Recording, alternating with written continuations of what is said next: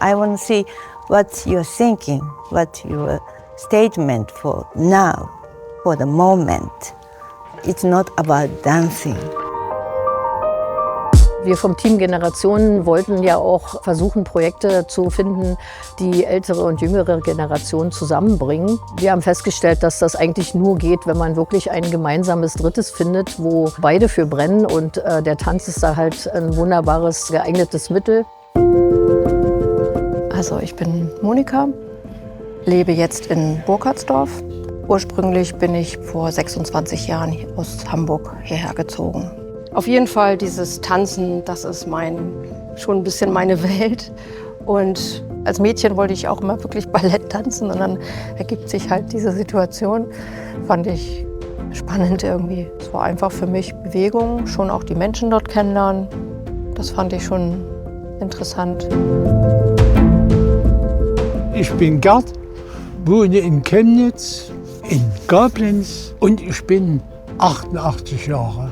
Mit 88 fängt das Leben erst an.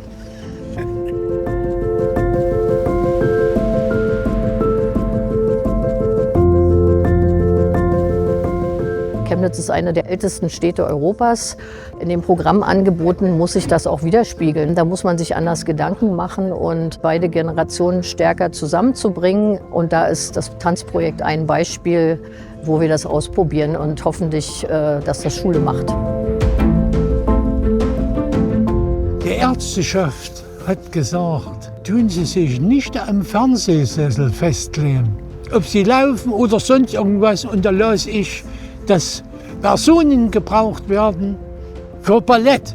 Und da wir viel tanzen waren, dachte ich, mal sehen, ist zwar was anderes als Gesellschaftstanz, aber die Bewegung ist schon nicht schlecht. Und dann hat man das auch gemischt, denn die tanzenden Nachbarn sind nicht nur Alte, sondern auch Junge mit dabei.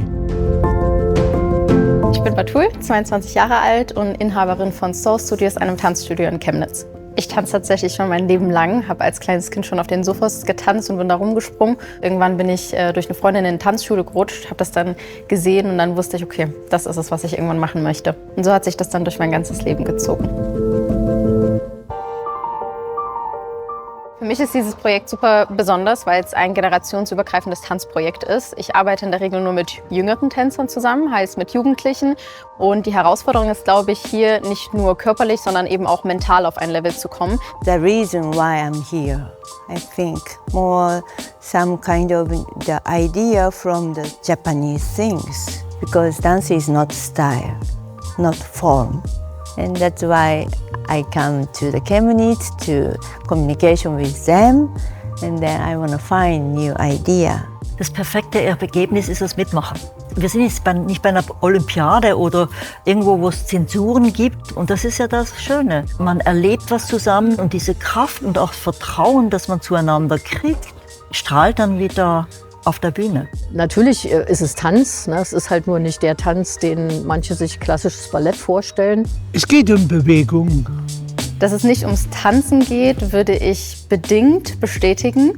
Denn es geht um viel, viel mehr als nur diese Kunstform des Tanzens an sich. Es geht um Ausdruck und vor allem natürlich auch zu zeigen, Tanz ist generationsübergreifend. Und da merkt man, es geht um viel, viel mehr als nur die Bewegung an sich. Und dabei ist es vollkommen egal, ob die Füße jetzt gestreckt sind oder nicht.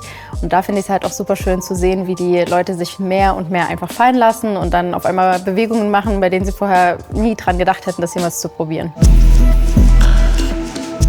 Kulturhauptstadt Opening war für mich super besonders. Da hatte ich so einen richtigen Lichtblick. Ich sage ja schon immer, Chemnitz ist für mich eine Stadt voller Potenzial, weswegen ich mich auch dazu entschieden habe, hier zu sein und hier zu bleiben. Der Auftritt auf der Bühne war natürlich das größte Highlight überhaupt für uns alle.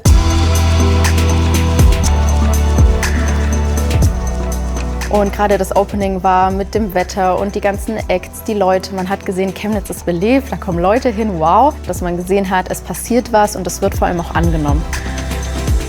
Also solange wir auch im Alter, in welcher Qualität auch immer, wir müssen uns bewegen. Denn das regt alle Prozesse an und hält uns bei guter Laune. Die tanzenden Nachbarn gibt es ja nicht erst seit gestern, die machen das ja schon eine Weile.